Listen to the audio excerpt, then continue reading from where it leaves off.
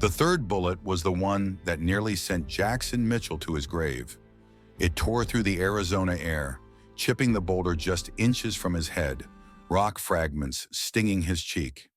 500 for your head, Mitchell, Frank Benson bellowed from his horse, Winchester gleaming in the harsh sunlight. And I ain't planning to bring you back breathing. Mitchell's shirt was already soaked with blood, where the first shot had torn through his shoulder. His horse lay dead half a mile back, his canteen empty. 3 days without proper sleep had left him ragged, but the instinct to survive kept him moving. Through pain-blurred vision, Mitchell spotted a weathered homestead nestled against the foothills, a cabin, corral, and windmill turning lazily in the afternoon breeze. His last chance. He scrambled to his feet, each step sending white-hot pain through his body. Behind him, hoofbeats drummed the hard-packed earth as Benson and his men closed in. 20 yards from the property line, Mitchell's legs finally betrayed him. He collapsed at the fence, darkness threatening to swallow him whole. The last thing he saw was a pair of weathered boots approaching and the unmistakable silhouette of a Winchester rifle aimed at his face. Thomas Cole had been mending his fence when he heard the shots. At 45, with hard years etched into his face, Cole had developed a sixth sense for trouble, a skill hard-earned during his time with the Union Army and the years since, when he'd found his wife and son slaughtered after raiders attacked his homestead in Kansas. Now he lived alone in Arizona territory, keeping company with ghosts and memories. Cole watched the wounded man stagger toward his property. He grabbed his rifle and approached cautiously, recognizing the face from wanted posters in town. Jackson Mitchell, the man they claimed had murdered a railroad executive, $500, dead or alive. Behind Mitchell, 3 riders pulled up about 50 yards back, led by Frank Benson, a man Cole knew by reputation alone. Former Confederate sharpshooter turned bounty hunter with a preference for bringing men in horizontal. "Cole!" Benson called out, reining in his horse. "That's our quarry. Hand him over and we'll be on our way."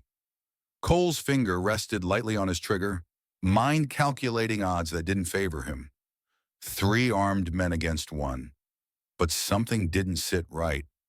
Why were they so determined to take Mitchell dead?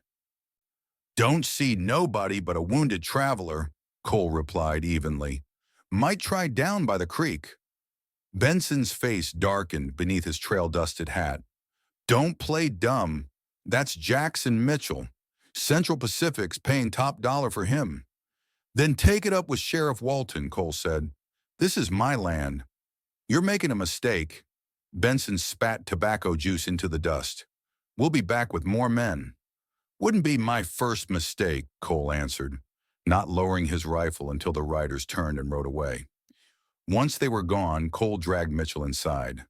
The man was heavy with muscle despite his current state. Cole laid him on the spare bunk and examined the wound. A clean shot through the shoulder that needed tending before infection set in. As Cole cleaned the wound, Mitchell's eyes flew open, instantly alert. His hands shot out, grabbing for a weapon that wasn't there. "Easy," Cole said, stepping back. "Your guns are over there. You'll get them back when I know you won't use them on me." Mitchell's eyes darted around the cabin, taking in everything with the assessment of a man accustomed to dangerous situations. "Those bounty hunters—" "Gone for now," Cole interrupted, pressing a cloth against the seeping wound. "But they'll be back with reinforcements. So before I decide whether to hand you over, you'd better convince me those wanted posters are wrong." Mitchell grimaced. "Name's Jackson Mitchell. I was a scout for the 12th Illinois during the war." He paused, breathing through pain. "After that, I took work with Central Pacific Railroad Security, found some executives selling company supplies on the black market, skimming from government contracts. When I took my evidence to James Foster, he seemed grateful." A bitter laugh escaped him. Next morning, Foster was dead, and I was the only one seen near his office. "Convenient story," Cole said, though something in Mitchell's eyes, a haunted clarity, made him pause. It's the truth, Mitchell insisted. I've been running 2 weeks. Those men don't want justice. They want me silenced. Cole studied him for a long moment before turning to his stove. There's stew. Eat, then rest. We'll figure the rest out tomorrow. Mitchell accepted the bowl with his good arm. Why help me at all? That reward would buy a lot of cattle. Cole didn't answer immediately. Finally, he said, when I came back from the war, the local sheriff in my Kansas town was in the pocket of land grabbers. They wanted my place. His voice hardened. When I went to town for supplies, they came. My wife Maria tried to fight them. They shot her. My boy Thomas was only 10. He met Mitchell's eyes. The sheriff called it unfortunate trespassing incident. No investigation, no justice. He looked away. I've seen what happens when men with badges work for money instead of law. Mitchell nodded slowly, understanding the unspoken bond that had just formed. Both men carried wounds deeper than flesh. Dawn broke with the creak of the windmill catching the morning breeze. Cole rose from his uncomfortable vigil in the chair, joints protesting the sleepless night. Mitchell was already awake, propped against the wall. Your shoulder need tending? Cole asked gruffly. Mitchell shook his head. Had worse. Near Shiloh, took a mini ball that's still in my leg. Cole raised an eyebrow. Union? You said 12th Illinois Cavalry. You? 3rd Ohio Infantry, Cole replied. Guess that makes us brothers on different sides of the same fence. A hint of a smile touched Mitchell's face. War's been over a long time. Cole grunted agreement. Some would disagree. Come on, windmill pump's been giving me trouble. Outside, the morning air was cool but promised scorching heat by midday. Cole led Mitchell to the windmill, where the pump struggled to fill the cattle trough. Hand me that wrench, Cole instructed. Mitchell examined the mechanism with practiced eyes. Your connecting rod is bent. That's why you're getting the vibration. He took the wrench and worked the bolts loose, then straightened the rod with precision before reattaching it. Should work now. The pump began operating smoothly. Cole nodded with grudging respect. Where'd you learn that? My pa was a blacksmith. I grew up fixing things. Mitchell wiped his hands. Had dreams of being an engineer for the railroad. Funny how things turn out. They were interrupted by the sound of approaching hoofbeats. Cole grabbed his rifle, but it was only old Jim Turner from the next property over. Cole! Turner called, riding up. Town's buzzing. Benson's gathered a posse. Claims you're harboring a murderer and Apache horse thieves. The old man's eyes flicked to Mitchell. They're saying you killed 3 of Benson's men. That's a damn lie, Cole said. Benson came alone with 2 others. They rode away intact. Turner shook his head. Not what they're saying in town. Baldwin's offering $50 to any man who joins Benson tomorrow.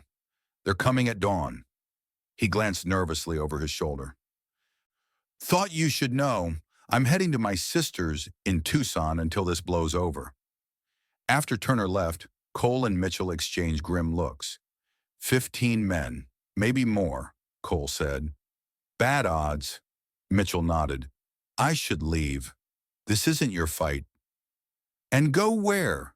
With that shoulder, they'd run you down before sundown. Cole checked his rifle. Besides, I've been pushed off my land once before. Won't happen again.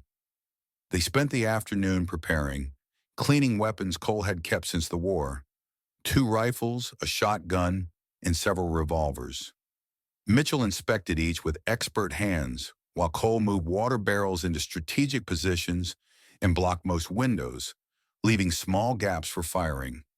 As sunset painted the sky blood red, they saw a lone figure approaching from the eastern ridge. A woman, her dress torn and dirty, limped toward the homestead. Her dark hair hung loose around shoulders, slumped with exhaustion, though her posture remained proud. Apache, Cole muttered, raising his rifle. The woman stopped at the fence line, wary eyes scanning the property.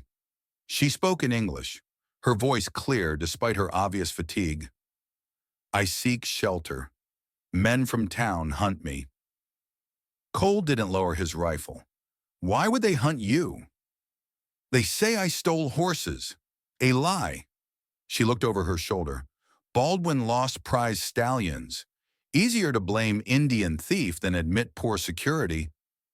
Mitchell appeared in the doorway behind Cole, his face registering shock. Sara? Sara Little Creek? The woman's eyes widened in recognition. Mitchell, they said you were dead. Not for lack of trying, Mitchell replied, moving forward. Your brother? Sarah's face fell. Gone. Soldiers came 3 weeks ago. Many died. She straightened, pride evident despite her exhaustion. I was in town selling baskets when Baldwin's horses disappeared. Now they hunt me with dogs. Cole surveyed the ridge behind her, seeing no immediate pursuit. Come inside, he said finally, lowering his rifle. You look half-starved. Sara hesitated, then followed them into the cabin. Cole's gut tightened as he poured her water. One wanted man had been trouble enough. Now he had an Apache woman the town wanted to hang. The danger had doubled. Sara drank thirstily, then explained further.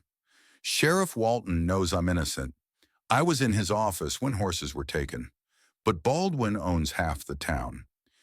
Walton's always been weak, Mitchell agreed. When I passed through, he let Benson threaten to burn down the saloon looking for me. Cole paced the small cabin, weighing options. He could send them away, the smart choice, or shelter them and risk everything.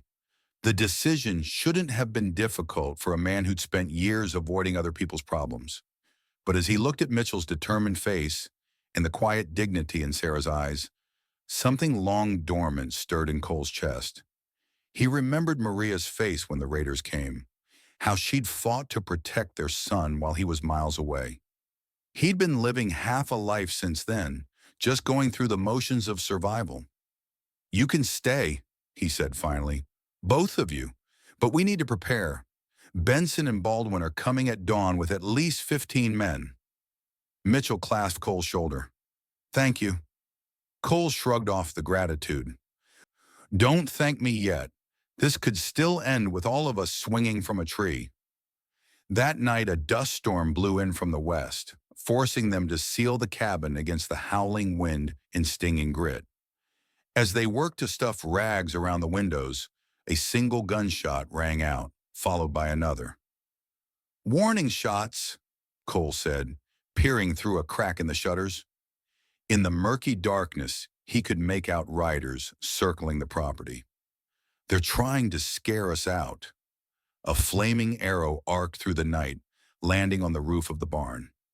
Sara grabbed a bucket while Mitchell and Cole rushed outside, fighting wind and sparks to douse the flames before they could spread. As they worked, more shots rang out, bullets thudding into wood around them. Cole fired back, the muzzle flash momentarily illuminating a rider who fell from his saddle. They retreated to the cabin, breathing hard. Just scouts, Mitchell said. The main force will come at dawn.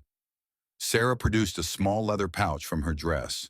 From it, she extracted herbs, which she added to the coffee brewing on the stove.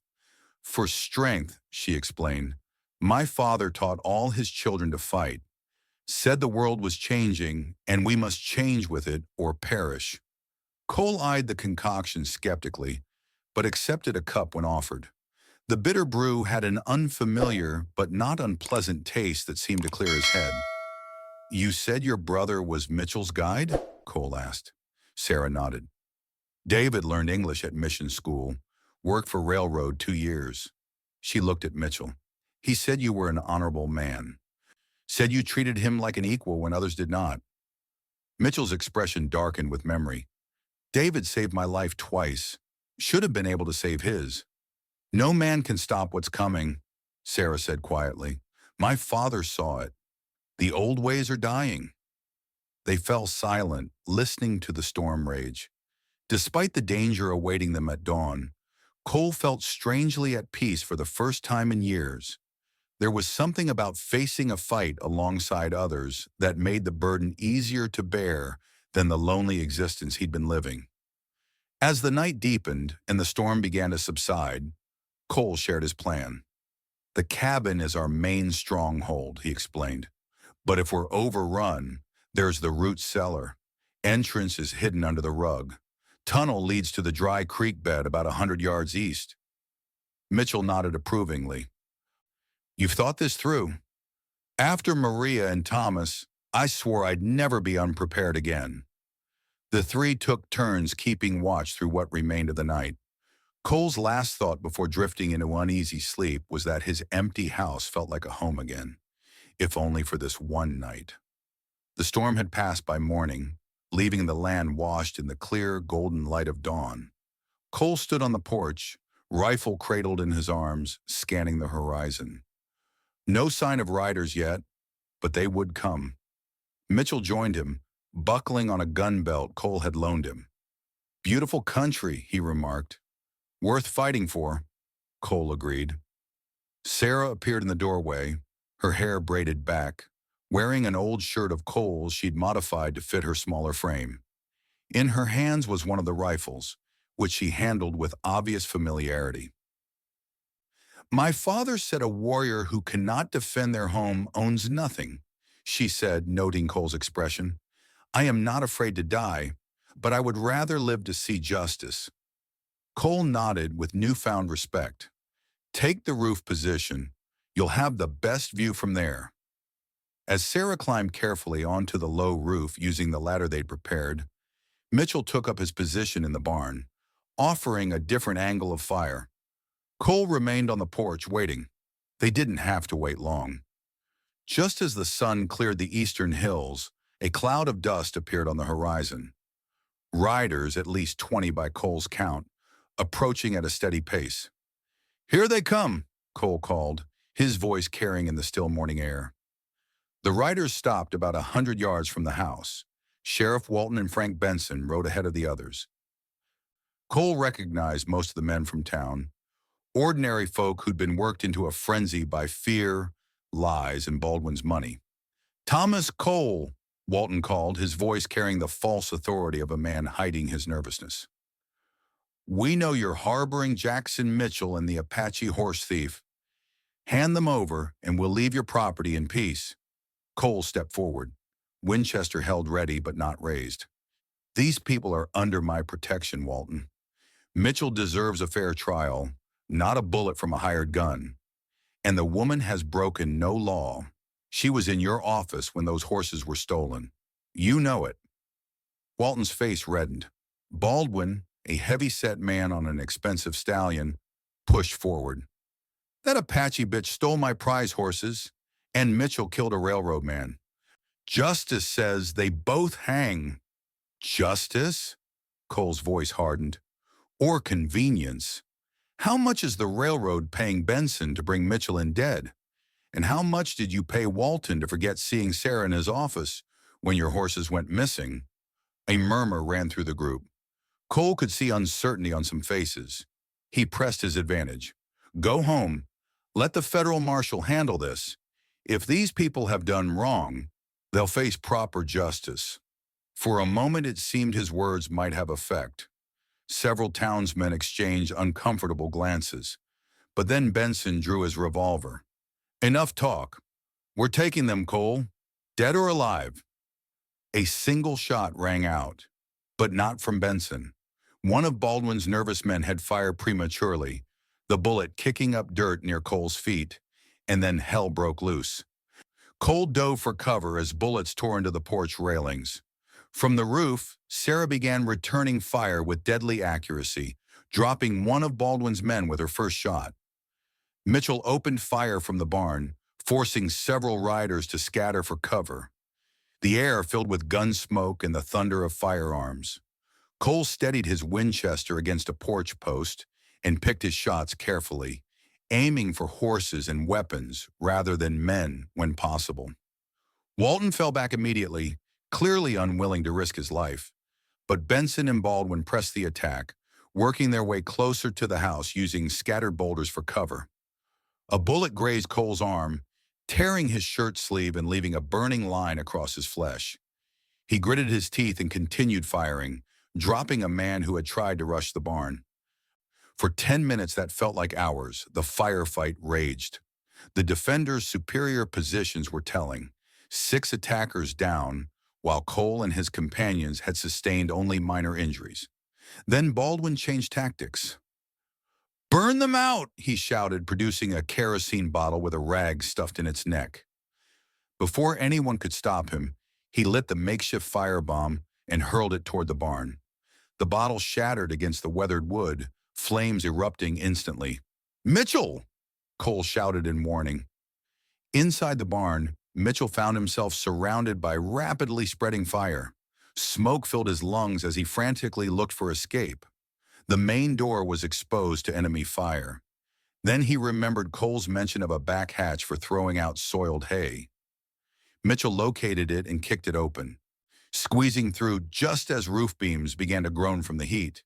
He rolled onto the ground, momentarily hidden from the attackers, then dashed toward the house in a crouching run. Bullets kicked up dust at his heels, but he made it to the porch where Cole pulled him to safety. "Thought we'd lost you," Cole said, relief evident. "Not today," Mitchell gasped, still coughing from smoke. Sara maintained her position on the roof, her rifle keeping the attackers at bay. But as the barn collapsed in flames, Benson spotted her and directed his men's fire toward her position. "Sara, get down!" Mitchell called. She began moving toward the ladder, but a bullet struck her leg. She stumbled, nearly falling from the roof, but managed to drag herself to the ladder and half climb, half fall into Cole's waiting arms. The 3 retreated into the cabin as bullets splintered the doorframe. Sara's leg was bleeding badly. The bullet lodged in her thigh. While Mitchell returned fire through a window, Cole worked to bind her wound. "We're outnumbered," he admitted grimly, "and now they've seen that fire works." As if to confirm his words, another firebomb crashed through a window, igniting the curtains. Mitchell beat out the flames with his coat while Cole considered their options. "The root cellar," he decided. "We need to fall back." He pulled back the rug, revealing the trap door he'd constructed years ago as a last resort. Mitchell helped Sara down first, then covered Cole as he descended. Mitchell followed, pulling the trap door shut just as more firebombs entered the cabin. The tunnel was cool and dark, the air heavy with the smell of damp earth. Cole led the way with a small lantern, supporting Sara while Mitchell brought up the rear, revolver ready. After crawling through the cramped passage, they emerged into the dry creek bed east of the property. From there, they could see smoke billowing from both the barn and cabin as flames consumed Cole's homestead. "I'm sorry," Sara whispered, watching Cole's face as he observed his life's work burning. Cole's expression was grim but determined. "Just wood and nails. Can be rebuilt." He turned to Mitchell. "But this isn't over. Benson won't stop." Mitchell nodded. "We need to reach the county seat, find the federal marshal. He's beyond Walton's influence and can issue warrants for Benson and Baldwin." "It's 3 days' ride," Cole pointed out, "and Sara needs medical attention." "I can make it," Sara insisted, though her face was pale from blood loss. From their hidden position, they watched Sheriff Walton approach the burning cabin cautiously, Benson at his side. Finding it empty, Walton's expression showed a mixture of relief and concern. "They must have had an escape route," Benson growled. "Spread out. Find them." As Benson organized the search, Walton stood alone, staring at the destruction around him. The bodies of local men, neighbors, lay scattered across the property. What had begun as an arrest had escalated into arson and multiple deaths. In that moment, something shifted in Walton's face. He'd gone along with Baldwin's accusations because it was easier than standing against the powerful rancher. Now good men were dead because of his cowardice. Cole turned to his companions. "We have a head start. If we reach Miller's Pass by nightfall, we can lose them in the canyons." With Sara supported between them, the 3 fugitives began their journey toward justice, leaving behind the smoking ruins of Cole's homestead. Behind them, Benson found the entrance to the root cellar and realized his quarry had escaped. His face contorted with rage as he shouted orders to his men. The hunt was on. 3 days later, Cole, Mitchell, and Sara reached the edge of Miller's Pass. Sara's wound had been cleaned and properly bandaged at a Navajo camp, where Mitchell had once done a favor for the headman. She could now walk without support, though her face remained drawn with pain. As they prepared to descend toward the county seat visible in the valley below, hoof beats sounded behind them. Cole spun, rifle raised, then lowered it in surprise. Sheriff Walton rode toward them alone, his badge missing from his chest. "Walton," Cole said warily, "come to finish Benson's job?" Walton shook his head. "No." He dismounted slowly, hands visible. "Come to make things right." He pulled out a folded paper from his vest. This was in Baldwin's desk, a telegraph from Central Pacific Railroad ordering Mitchell's permanent removal before he could testify to government inspectors. He handed it to Mitchell. "Proof you are telling the truth." Mitchell unfolded the paper, eyes scanning quickly. "How'd you get this?" "Baldwin's dead," Walton said flatly. "Caught him destroying evidence. We fought. He pulled a gun." The former sheriff looked down at his hands. "First time I've killed a man since the war. Should have stood up to him years ago." "Benson?" Cole asked. "Still leading a posse this way, but I sent telegrams to the federal marshal and the governor. They're sending men to meet them." Walton straightened. "I'm headed to California. Nothing left for me here, but I wanted you to have this." He handed Cole another paper, a deed. "Baldwin's North property. Government seized it for tax evasion. I pulled some strings. It's yours now if you want it." Cole stared at the deed, then at Walton. "Why?" "Because I was a coward," Walton said simply, "and I'm trying not to be one anymore." He mounted his horse. "There's a warrant for Benson now. The law's on your side." With that, he tipped his hat and rode away. As they watched him go, Mitchell turned to Cole. "What will you do now?" Cole looked at the deed in his hand, then at the valley below where justice awaited. "Build again, I suppose. Land's no good without people worth sharing it with." Sara's hand found his arm. "My father said home is not a place. It is the people who stand beside you when the storm comes." Cole nodded, folding the deed carefully. "Your father sounds like a wise man." They continued down the trail toward the county seat, no longer fugitives but people with purpose, and perhaps a future. As they reached the valley floor, they spotted dust clouds approaching from the west. Benson and his remaining men still hunting them. But from the east came another dust cloud, federal marshals riding to intercept. The three stopped to watch as justice finally caught up with Frank Benson. Cole felt no satisfaction, only a quiet peace. The dead wouldn't return, the burned homestead wouldn't rebuild itself, but for the first time in years, he looked to tomorrow with something other than grim determination. "Come on," he said, turning toward the town.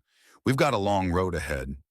The three figures moved steadily forward, silhouettes against the setting sun, their shadows stretching behind them like the ghosts of their past they were finally ready to leave behind. And as night fell across the Arizona territory, three people who had lost everything found something unexpected in the ashes of their old lives. A new beginning.